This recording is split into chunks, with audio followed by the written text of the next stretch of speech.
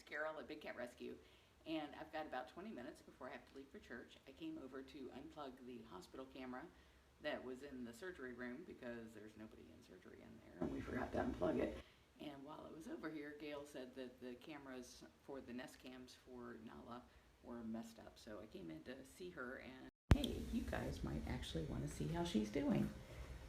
So, there's Nala. Yeah, so sorry you have to wear that cone on your head. Nala broke her leg, and it was set by Dr. Justin Borstein yesterday, and she's doing great on it. And Becky said she just ate a whole bunch this morning, 9 ounces. What am I doing? Turning off the light. So she's doing very well. Unfortunately, she'll have to be in that little cage for 8 weeks, and she is not gonna like that.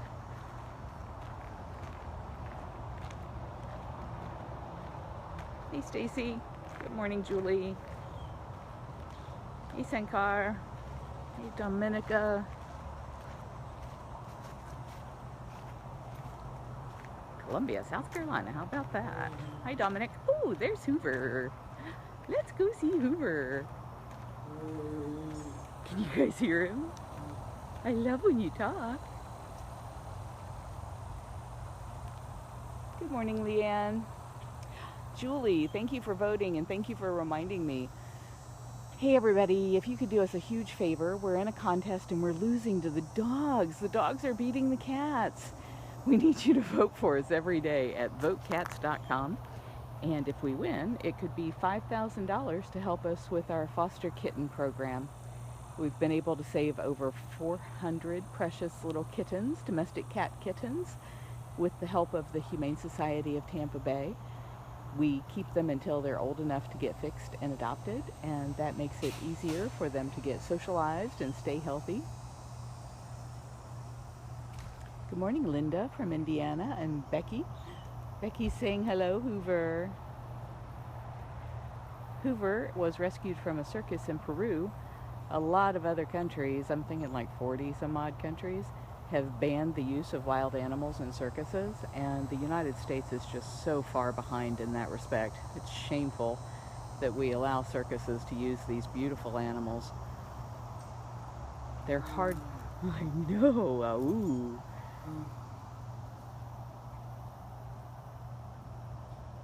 They're hardwired to roam hundreds of square miles. So keeping them in circus wagons and making them jump through fiery hoops, which is something that would just terrify them in the wild if they had come in contact with fire.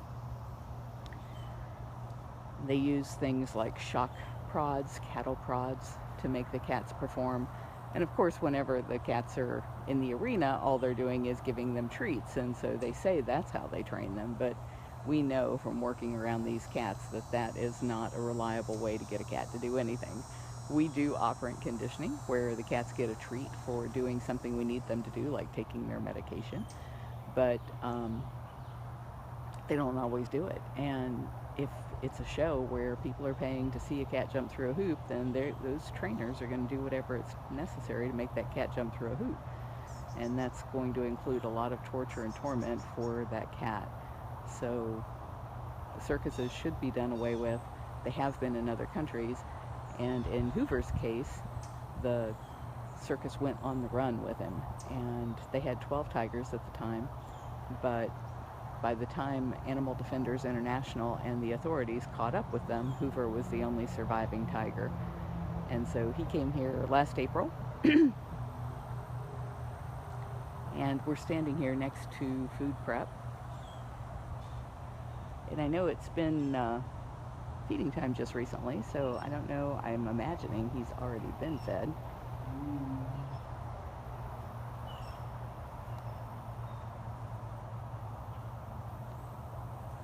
Rhonda, thank you for that link. In addition to voting for the cats, the very best thing any of you can do if you're from the United States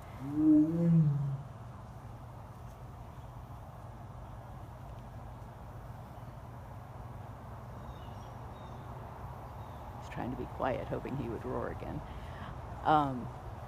The very best thing you can do in the United States is go to bigcatact.com, ask your legislator to champion the Big Cat Public Safety Act. We have a very easy to send email there. It's better if you edit it a bit, make it personal. Nobody likes to get a form letter. And then when you send that email, it'll pop up with their phone number. And if you call them, especially right now, call them on the weekend, nobody's there. Just leave it on voicemail. It's not scary at all. Just say, please champion the Big Cat Public Safety Act. You'll have all that language right in front of you as soon as you go to the email.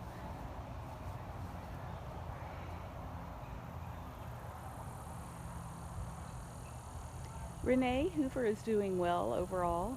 He had gotten up to where he was eating 12 and 14 pounds of meat a day, and we really liked that.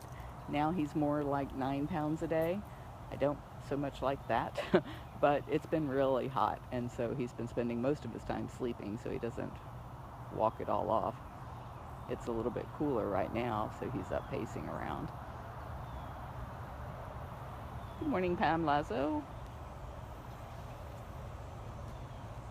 I agree. Hoover rules. Good morning.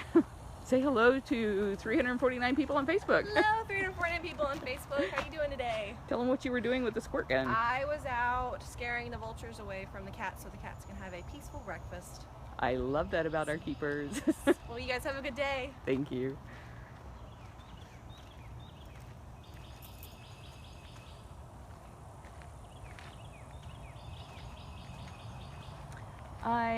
Yeah, BB, his legs are very arthritic, and he's an elderly cat. Somebody just asked, do the cats follow the sun? And I'm not sure what you mean by that, but I do see that they follow the sunbeams around inside their cages. So whenever the sun moves, a lot of times the cats will move in order to lay in the sunbeam, just like your cats at home. There's TJ, and that mess that's laying there in front of him is a misting fan. Help keep him cool. He's another one that hasn't been eating well, and he only eats like 6 to 9 pounds a day. These guys, you know, when they're in their peak of life, they can eat 20 pounds a day, and that's mostly beef and chicken, but 2 days a week they get whole rats and whole rabbits. Those arrive frozen. They're not fed live. So we thought, well, maybe he's just too hot, so we put a misting fan on him. And then that bucket that's turned upside down is to protect all of the electrical wiring that goes with that.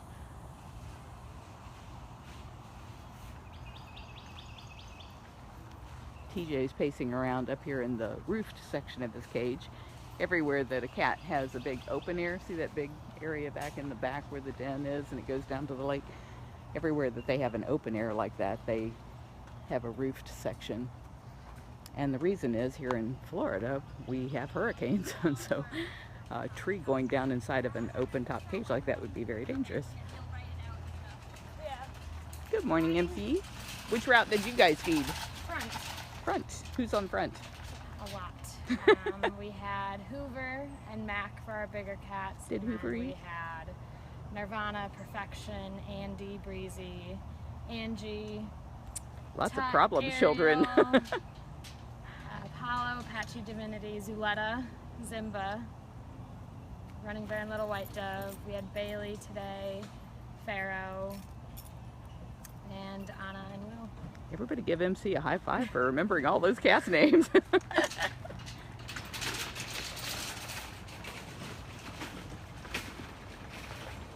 is Mary Lou and Jocelyn feeding. Good morning. I see that. Jocelyn's pointing out her arms are in the cage, but the doors are down. So she's retrieving the food that they did not eat so that the vultures are not attracted over here. And I don't know if you guys saw Lauren as she just drove past us, but she was half dressed in her ghillie suit, which is what the bobcat rehab people have to wear when they go out there to take care of the rehab bobcats. It's a suit that looks like you're dressed like a tree, and man, that thing is hot. So usually they only wear the pants as they're going through the property and then throw that big coat over the top once they get out to the rehab area. I hear servals calling. Elaine. Okay, that was my alarm saying I have to go. This live chat today started with Nala. So when I get done here, you can play it over and see how Nala's doing. Caroline, they wear that ghillie suit so that the rehab bobcats don't associate food and people, because when they're released back to the wild, we don't want them going anywhere near people. That's going to be a bad thing for them if they walk up to a hunter in the woods. So we never want them to make that association between food and people and try to disguise that we are people at all when we're bringing any food around them.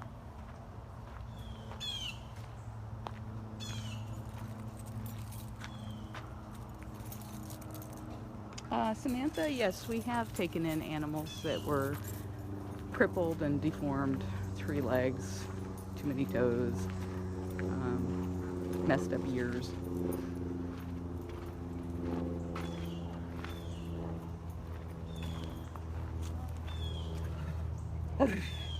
Who's chuffing?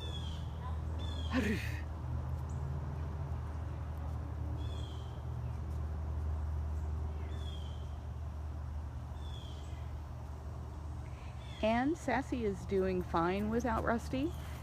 We were really worried after Rusty died. They're 2 caracals that have lived together their whole lives. And we were really worried that she might get depressed and not eat.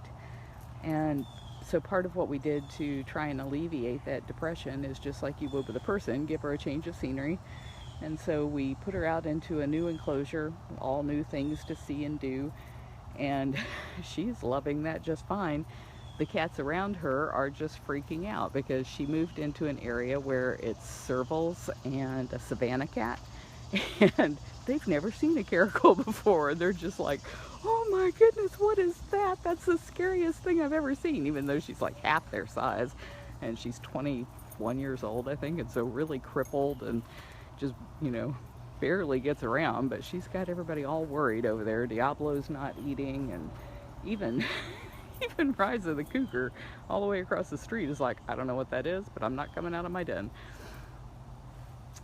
So it'll be a couple of days for everybody to figure out that she's not a threat to them, and everything's going to be just fine.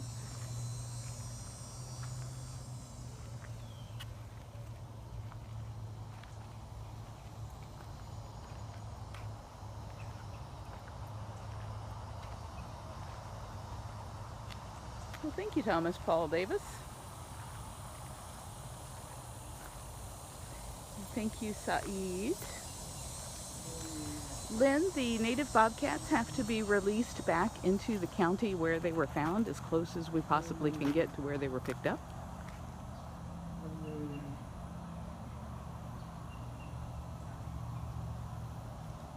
Are you talking? Oh.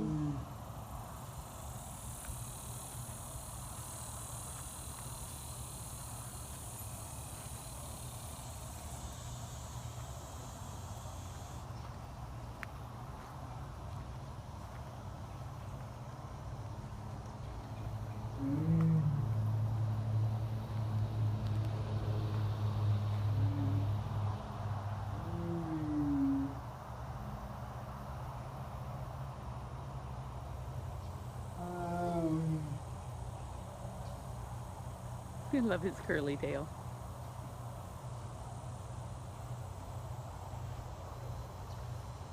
Frank, Nikita Lion is doing just fine. Michael, this is Big Cat Rescue in Tampa, Florida.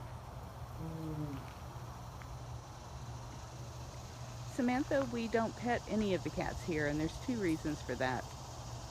One is, it's dangerous. If we were to stick an arm in the cage there and they grab a hold of us, they're going to pull us through that our whole body through that little hole there. And the other is, it's just rude.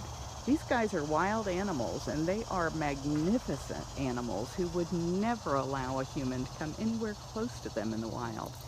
So for us to impose our will on theirs because we want to touch them, that would just be wrong. And it sends the worst possible message. If I'm telling you these guys shouldn't be kept in cages and they shouldn't be pets, and I'm over there petting them, well, how hypocritical is that? And of course it's going to make people want to go out and buy one or pet one, and that's what drives all of, I'm trying to follow this butterfly here. That's what drives all of the abuse. So no, we never touch them. We never show pictures of people petting them or acting like they could possibly be pets. Barb, Spirit Feather is doing great, and I love that you guys are asking all these questions, but I'm going to be late for church, so I got to sign off. I love you guys. Thank you so much for joining us. Thank you for caring about these beautiful cats. Oh, it's so hard to leave when he's being so cool. Bye, Hoover.